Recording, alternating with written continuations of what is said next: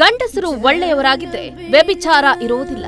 ಸೌಂದರ್ಯ ಸಮರ ಸೋತವನೇ ಅಮರ. ಏಕಾಏಕಿ ಆಸ್ಪತ್ರೆಗೆ ದಾಖಲಾದ ಖ್ಯಾತ ನಿರೂಪಕಿ. ರಕ್ತಸ್ರಾವವಾಗ್ತಿದೆ, ನೋವಾಗ್ತಾ ಇದೆ ಅನ್ನುವ ವಿಡಿಯೋ ವೈರಲ್.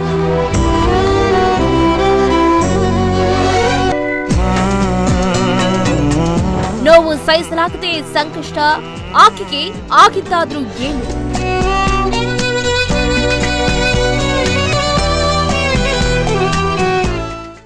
ರಶ್ಮಿ ಗೌತಮ್ ಸುಮಾರು 11 ವರ್ಷಗಳಿಂದ ಜಬರ್ದಸ್ತ್ ಶೋಗೆ ನಿರೂಪಕರಾಗಿದ್ದಾರೆ. ಸೌಂದರ್ಯ, ನಟನೆ ಮತ್ತು ಮಧುರವಾದ ಮಾತುಗಳಿಂದ ಪ್ರೇಕ್ಷಕರನ್ನ ರಂಜಿಸ್ತಾ ಇರುವ ರಶ್ಮಿ ಜನಪ್ರಿಯ ನಿರೂಪಕಿಯರಲ್ಲಿ ಒಬ್ಬರಾಗಿದ್ದಾರೆ. ಖ್ಯಾತ ನಿರೂಪಕಿ ಟ್ವಿಟರ್ ಮತ್ತು ಇನ್ಸ್ಟಾಗ್ರಾಂಗಳಲ್ಲಿ ಕೆಲವು ಪೋಸ್ಟ್ ಮಾಡುವ ಮೂಲಕ ಸುದ್ದಿಯಲ್ಲಿದ್ದಾರೆ. ಇತ್ತೀಚೆಗೆ ರಶ್ಮಿ ಮಹಿಳೆಯರು ಮತ್ತು ಲೈಂಗಿಕತೆಯ ಕುರಿತು ಪೋಸ್ಟ್ ಒಂದನ್ನ ಈ ಹಿಂದೆ ಶೇರ್ ಮಾಡಿದ್ರು. ಅದು ಸದ್ಯ ಸೋಷಿಯಲ್ ಮೀಡಿಯಾದಲ್ಲಿ ಸಖತ್ ವೈರಲ್ ಆಗಿತ್ತು. ಆ ಪೋಸ್ಟ್ ವೇಶ್ಯಾವಾಟಿಕೆ ಮತ್ತು ಮಹಿಳೆಯರ ಬಡತನಕ್ಕೆ ಸಂಬಂಧಿಸಿದ ವಿಷಯವಿದೆ ಅನ್ನೋದು ಗಮನಾರ್ಹವಾಗಿತ್ತು. ಹೌದು, ಹೆಚ್ಚಿನ ಪುರುಷರು ಒಳ್ಳೆಯವರಾಗಿದ್ರೆ ವ್ಯಭಿಚಾರದಂತಹ ವಿಷಯವೇ ಇರ್ತಾ ಇರಲಿಲ್ಲ. ಮಹಿಳೆಯ ವೇಶ್ಯಾವಾಟಿಕೆ ಮತ್ತು ಹಸುವಿನ ನೋವುಗಳು ಕುರಿತಾದಂತಹ ವೇಶ್ಯೆಯ ಸಂಭಾಷಣೆಯನ್ನ ರಶ್ಮಿ ಪೋಸ್ಟ್ ಮೂಲಕ ವಿವರಿಸುವ ಪ್ರಯತ್ನವನ್ನ ಮಾಡಿದ್ರು. ಖ್ಯಾತ ನಿರೂಪಕಿಯೊಬ್ಬರು ಈಗ ಆಸ್ಪತ್ರೆಯ ಬೆಡ್ ಮೇಲಿರುವ ಫೋಟೋ ಬಹಳ ಸಂಚಲನವನ್ನ ಮೂಡಿಸಿದ್ದು ಅಲ್ಲದೆ ಅಭಿಮಾನಿಗಳಿಗೆ ಶಾಕ್ ಅನ್ನು ನೀಡಿದೆ. ಅಷ್ಟೇ ಅಲ್ಲದೆ ಆಂಕರ್ ಸ್ಥಿತಿ ನೋಡಿ ಫ್ಯಾನ್ಸ್ ಶಾಕ್ ಆಗಿದ್ದಾರೆ.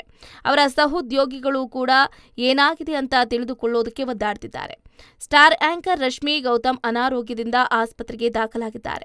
ಇದೀಗ ಚೇತರಿಸಿಕೊಂಡಿರುವ ನಿರೂಪಕಿ ತಮಗಾದ ನೋವನ್ನ ಇನ್ಸ್ಟಾಗ್ರಾಂನಲ್ಲಿ ಫೋಟೋವನ್ನ ಪೋಸ್ಟ್ ಮಾಡುವ ಮೂಲಕ ಹಂಚಿಕೊಂಡಿದ್ದಾರೆ. ಟಿವಿ ಕಾರ್ಯಕ್ರಮಗಳು ಮತ್ತು ಸಿನಿಮಾಗಳ ಮೂಲಕ ಪ್ರೇಕ್ಷಕರನ್ನ ರಂಜಿಸ್ತಾ ಇರುವ ರಶ್ಮಿ ಕಳೆದ ಕೆಲವು ದಿನಗಳಿಂದ ಆಗಾಗ್ಗೆ ಅನಾರೋಗ್ಯಕ್ಕೆ ಒಳಗಾಗ್ತಾ ಇದ್ರು. ಇತ್ತೀಚೆಗೆ ನಿರೂಪಕಿಯ ಭುಜದ ಸಮಸ್ಯೆಯಿಂದ ಆಸ್ಪತ್ರೆಗೆ ದಾಖಲಾಗಿ ಶಸ್ತ್ರಚಿಕಿತ್ಸೆಗೆ ಒಳಗಾಗಿದ್ರು. ಇದೀಗ ಮತ್ತೊಮ್ಮೆ ಅನಾರೋಗ್ಯಕ್ಕೆ ಒಳಗಾಗಿದ್ದು ದಿಢೀರ್ ಆಸ್ಪತ್ರೆಯಿಂದ ಫೋಟೋ ಹಂಚಿಕೊಂಡು ಶಾಕ್ ನೀಡಿದ್ದಾರೆ.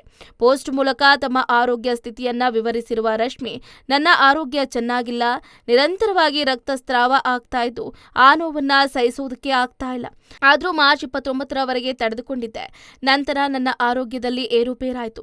ಸಮಸ್ಯೆಗಳು ಉಲ್ಬಣಗೊಂಡು ಕೊನೆಗೆ ಹಿಮೋಗ್ಲೋಬಿನ್ ಮಟ್ಟ 9ಕ್ಕೆ ಇಳಿತು. ಏಪ್ರಿಲ್ 18ರಂದು ಶಸ್ತ್ರಚಿಕಿತ್ಸೆಗೆ ಒಳಗಾದೆ. ಈಗ ನಾನು ಸುರಕ್ಷಿತವಾಗಿದ್ದೀನಿ. ಕಳೆದ ಕೆಲವು ದಿನಗಳಿಂದ ನನ್ನ ಜೊತೆಗಿದ್ದು ನೋಡಿಕೊಂಡ ನನ್ನ ಕುಟುಂಬ, ಸ್ನೇಹಿತರು ಮತ್ತು ವೈದ್ಯರಿಗೆ ವಿಶೇಷವಾದಂತಹ ಧನ್ಯವಾದಗಳನ್ನ ತಿಳಿಸ್ತಾ ಇದ್ದೀನಿ. ಕೆಲವೊಂದಷ್ಟು ದಿನ ವಿಶ್ರಾಂತಿ ಪಡೆಯಬೇಕಾಗಿದ್ದು ಚೇತರಿಸಿಕೊಂಡು ನಿಮ್ಮ ಮುಂದೆ ಬರ್ತೀನಿ ಅಂತ ರಶ್ಮಿ ಗೌತಮ್ ಬರ್ಕೊಂಡಿದ್ದಾರೆ. ಪ್ರಸ್ತುತ ಈಗ ಜಬರ್ದಸ್ತ್ ನಿರೂಪಕಿ ಹಂಚಿಕೊಂಡ ಪೋಸ್ಟ್ ಸಾಮಾಜಿಕ ಮಾಧ್ಯಮದಲ್ಲಿ ವೈರಲ್ ಆಗ್ತಾ ಇದೆ. ಇವುಗಳನ್ನ ನೋಡಿದ ಕಿರುತೆರೆ ಸೆಲೆಬ್ರಿಟಿಗಳು, ಅಭಿಮಾನಿಗಳು ಮತ್ತು ನೆಟಿಜನ್ಗಳು ರಶ್ಮಿಯವರ ಆರೋಗ್ಯದ ಬಗ್ಗೆ ವಿಚಾರಿಸುತ್ತಿದ್ದಾರೆ. ಟಿವಿ ನೋಡುವ ಪ್ರೇಕ್ಷಕರಿಗೆ ಟಾಲಿವುಡ್ ನಟಿ ರಶ್ಮಿ ಗೌತಮ್ ಅವರ ವಿಶೇಷ ಪರಿಚಯ ಅಗತ್ಯನೇ ಇಲ್ಲ ಅಂತ ಹೇಳ್ಬೋದು. ಹೌದಲ್ವಾ? ಟಿವಿ ಶೋಗಳಲ್ಲಿ ಆಂಕರ್ ಆಗಿ ಎಷ್ಟೋ ವರ್ಷಗಳಿಂದ ಉತ್ತಮವಾಗಿ ಕಾರ್ಯವನ್ನ ನಿರ್ವಹಿಸ್ತಾ ಇದ್ದಾರೆ. ರಶ್ಮಿ ಟಿವಿ ಶೋ ಮಾಡೋದ್ರ ಜೊತೆಗೆ ಸಿನಿಮಾಗಳಲ್ಲೂ ಕೂಡ ಅದೃಷ್ಟ ಪರೀಕ್ಷೆಗೆ ಮುಂದಾಗಿದ್ರು. ಆಕೆ ಸಾಮಾಜಿಕ ಜಾಲತಾಣದಲ್ಲಿ ತುಂಬಾ ಸಕ್ರಿಯರಾಗಿದ್ದು ಹೊಸ ಫೋಟೋ ಶೂಟ್ ಅಷ್ಟೇ ಅಲ್ಲದೆ ಸಮಾಜದಲ್ಲಿ ನಡೀತಾ ಇದ್ದ ಮತ್ತು ಸಮಸ್ಯೆಗಳ ಬಗ್ಗೆ ನೇರವಾಗಿ ಮಾತಾಡುತ್ತಾ ಸುದ್ದಿ ಆಗ್ತಾರೆ.